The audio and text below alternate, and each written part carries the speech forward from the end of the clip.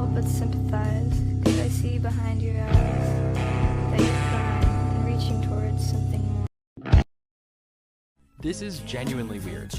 I can't be the only one who thinks this, right? Hypothetically, if you were my partner, friend, and one day you decided to say this to me, I am blocking you and never daring to speak to you ever again. That shit like scares me. Like, is this not creepy to you guys?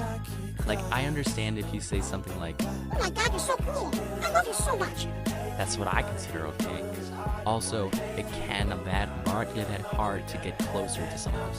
Sometimes my boyfriend will start conversations like this, and we're still extremely close.